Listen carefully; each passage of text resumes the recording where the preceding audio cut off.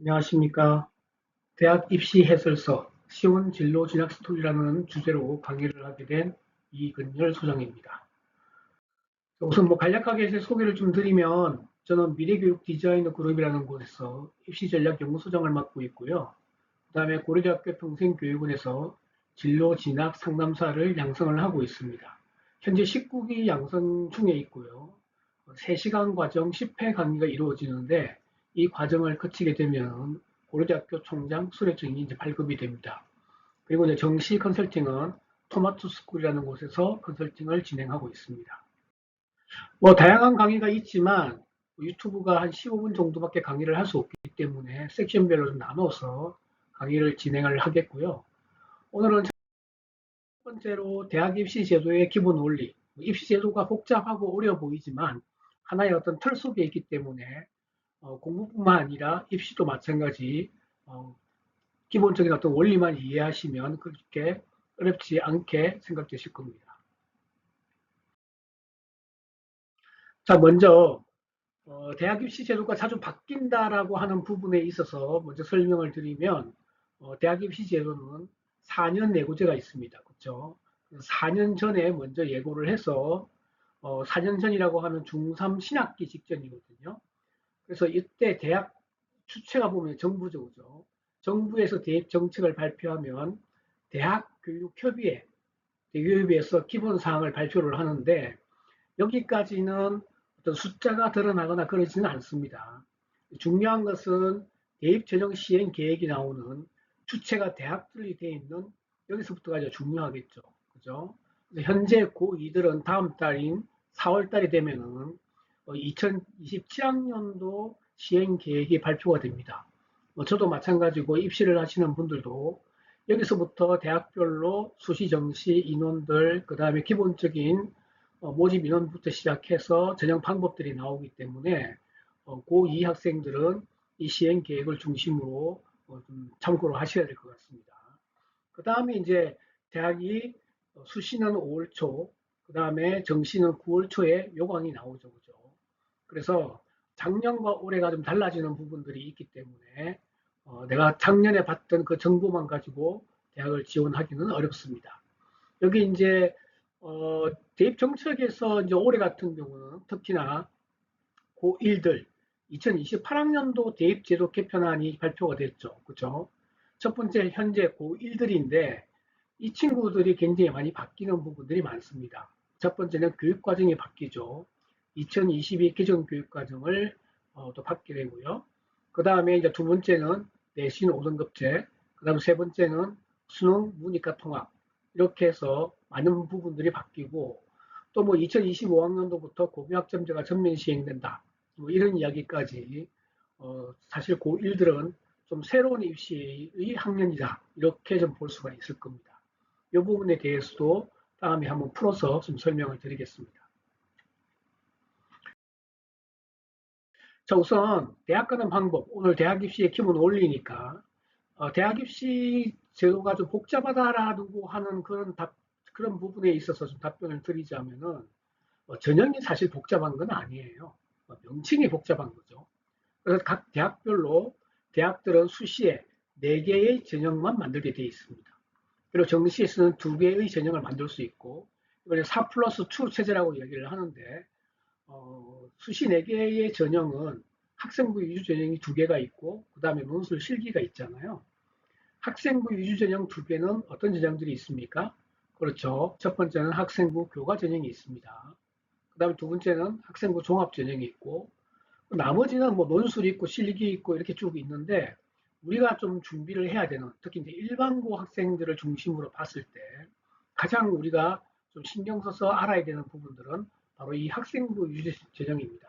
가장 많이 모집을 하기도 하고 그 다음에 우리가 수시 원서 6장을 쓸 때 교과와 종합을 가지고 보통 전략을 세워야 되거든요.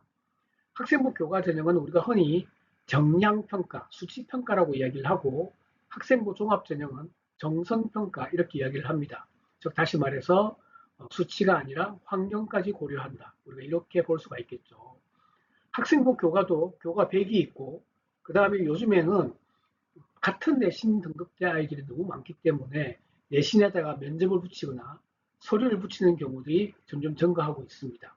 특히 이제 앞으로 내신 5등급제가 되면은 이런 현상들이 더 일어나겠죠. 그렇죠? 어떻게 보면 교과 플러스 서류라고 하는 부분들이 학교생활 기록부를 본다. 다시 말해서 반학종이죠. 그죠? 건국대, 동국대, 경희대, 고려대부터 시작해가지고 기본적으로 교과에서 수치만 가지고 평가가 좀 어렵다. 이렇게 해서 서류를 보는 대학들이 점점 증가하고 있다. 이렇게 보시면 될 것 같습니다. 자, 숫자로 한번 볼게요. 자, 2025학년도와 2026학년도 대학 입시 제도를 비교를 해보면 요거는 매년 같지만 수시가 약 80%, 그 다음에 정시가 약 20% 정도로 만들어져 있습니다. 자, 여기에서 학생부 교과 전형이 거의 모집 인원이 다라고 할 수 있죠. 그죠? 비율로 보자면 약 한 70%에 가까운 인원을 학생부 위주 전형으로 선발을 하고 있고, 우리 아이들이 간혹 이렇게 논술에 올인하는 친구들도 있는데 작년에는 11,000명, 올해는 12,000명 정도의 인원밖에 선발하지 않습니다.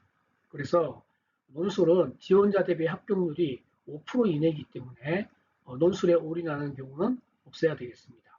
특히 많이 뽑는 전형을 우리가 준비를 해야 되겠죠. 그렇죠? 또 하나 이제 의미 있게 봐야 되는 숫자는 우리가 흔히 이야기하는 정시죠. 수능 위주입니다. 자, 모집 인원을 보시면 약 6만 4천 명 정도가 됩니다. 그렇죠? 작년도 그렇고 올해도 그렇고 약 6만 4천 명 정도가 되는데 사실 일반고 학생들이 이 정시를 준비하는 것은 그렇게 쉽지가 않습니다. 1년 동안 수능 공부를 하는 재수생들이 있기 때문에 그렇죠. 대략 재수생들이 한 얼마나 될 것 같습니까? 우리가 상상하는 이상으로 1년 동안 수능 공부를 하는 재수생들이 있다 하는 겁니다. 수치는 뒷부분에 다시 보시고요. 자, 이렇게 이제 숫자로 한번 보면 서울 수도권의 주요 대학들, 상위 15개 대학을 중심으로 봤을 때 교과와 종합의 비중을 우리가 좀 의미 있게 봐야 됩니다. 자, 교과는 보시는 바와 같이 거의 다 100단위죠. 그렇죠? 이 100단위가 학교장 추천 전형으로 많이 만들어져 있습니다. 여기는 교과 전형은 여기 서울에 있는 대학들은 교과 전형을 좋아하지 않거든요. 그래서 정부에서 10% 권장안을 내놨죠. 그래서 10%를 의무적으로 뽑아서 보시는 바와 같이 작년과 올해 약 11% 정도의 인원을 교과로 선발을 하고 있습니다. 자, 종합은 보시면 거의 천단위죠. 그죠? 약 36% 정도가 종합으로 선발을 하고 있습니다. 그래서 종합을 하나는 서류 100, 하나는 면접을 보는 것, 이렇게 두 개로 쪼개서 보는 대학들도 많습니다. 정리를 하자면 학생부 교과 전형보다 종합이 약 3배로 많다. 따라서 우리 학생들이 인서울을 목표로 한다 그러면 종합 준비를 반드시 해야 된다라고 하는 것이 이제 목표입니다. 자, 그리고 뭐 정시는 40%로 좀 맞춰져 있죠. 자, 일단은 15개 대학을 중심으로 해서 수시를 100으로 한번 비율을 제가 다시 계산을 해봤습니다. 계산을 해보니까 전국적으로 보면 교과가 약 56%입니다. 종합이 20% 정도가 되고요. 하지만 서울에 있는 15개 대학을 중심으로 봤을 때는 종합이 약 64%입니다. 그래서 아까 수치상으로 봤을 때 약 3배 정도로 전체 인원에서는 3배였지만 수시를 100으로 놓고 보면은 종합이 훨씬 많다. 그래서 종합을 잘 준비해야 된다. 이런 말씀을 드리는 겁니다. 자, 이 내용이 3개년 수능 인원 변화인데요. 자, 이게 졸업생들 3년간에 보시면 2023학년도부터 14만, 약 16만, 16만 천 이렇게 졸업생들이 점점 증가하는 것을 우리가 볼 수 있습니다. 아까 우리가 4년제 대학에서 수능으로 선발하는 인원이 약 6만 4천 명 가량 됐잖아요. 그런데 재수생 1년 동안 수능 공부를 하는 아이들이 이렇게 많다. 그래서 이 친구들하고 경쟁하는 것은 쉽지가 않다 하는 거고요. 오른쪽에 보시면 이제 금종고시라고 있는데 여기도 마찬가지 15,000, 18,000, 2만 이렇게 증가하고 있습니다.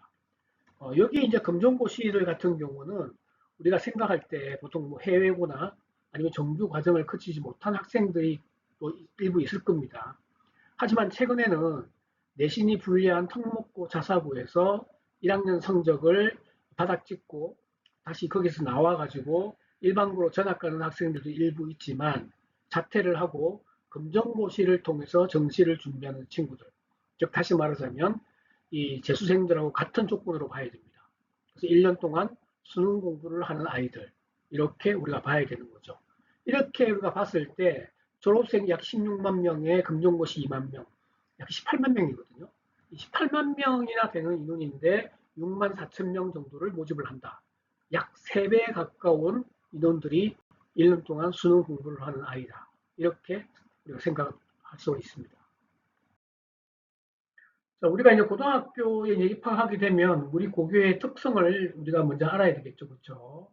우리 고교는 학생부 교과 또는 종합 아니면 수능 무엇으로 대학을 많이 가는가라고 하는 부분을 우리가 좀 알아둘 필요가 있습니다. 자, 그리고 내가 이제 고등학교에서 내신 취득을 통해서 대학을 갈 것인지 아니면 비교과를 통해서 갈 것인지 그 다음에 정시를 통해서 갈 것인지 이런 이제 고민들을 당연히 이제 해야 되겠죠. 그죠? 근데 만약에 이제 우리 고교가 내신 취득이 유리한 고교다라고 한다 그러면 이 친구들은 무조건 수능을 같이 공부를 해야 됩니다. 그렇죠? 기본적으로 학생들이 내신에 올인하겠다라고 해서 모의고사를 좀 무관심하게 하거나 아니면 내신이 좀 망했다고 해서 그 다음에 수능에 올인하겠다 이런 친구들이 간혹 있습니다. 그리고 이제 위험하죠. 그렇죠? 그래서 내신 취득이 유리한 고교일수록 수능 공부를 해서 학생부 교과 전형으로 간다. 이렇게 생각을 하는 게 맞겠죠. 그렇죠? 그 다음에 우리 고등학교는 내신 플러스 비교과, 즉 다시 말해서 선생님들이 학교생활기록부 관리도 잘해주시고 또 다양한 활동들도 있고 탐구 활동도 많고 이럴 경우에는 당연히 학생부 종합전형을 또 준비를 해야 됩니다. 모든 조건이 좋다고 할 경우에는 내가 다 갈 수 있지만 학생부 교과냐 종합이냐라고 봤을 때 우리가 기본적으로 학생부 종합전형 같은 경우는 그 고교의 수준을 좀 봐야 되거든요. 수준이라고 그러면 우리가 평가가 좀 어렵겠지만 학생부 종합전형으로 얼마나 보내느냐 이것만 좀 참고를 하면 될 것 같죠. 그죠?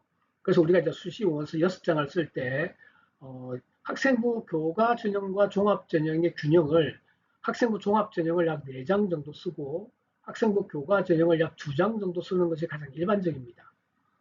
교과와 종합이 같은 대학 같은 학과 기준으로 봤을 때 약 0.8등급 정도 더 높은 대학을 갈 수 있는 게 종합이거든요. 그래서 우리가 종합을 준비하는 거잖아요. 그래서 서울에 있는 주요 대학들은 종합으로 많이 선발한다라고 하는 전제하에서 우리가 종합을 반드시 준비를 하는 거죠. 그죠? 그리고 이 학생부 교과 전형은 우리가 6월 모의고사와 9월 모의고사를 기준으로 해서 첫 번째는 정시에 갈 수 있는 라인, 대학들을 먼저 참고를 해야 되겠고, 두 번째는 학생부 교과 전형에서 수능 최저 학력 기준을 얼마나 충족할 수 있는가. 서울의 주요대에서는 약 3합 7, 중위권 대학에서는 약 2합 5, 이 정도까지의 수능 최저를 충분하게 내가 충족이 가능한가를 보고 학생부 교과 전형 2장을 안정보험으로 드는 것이 맞다 하는 겁니다.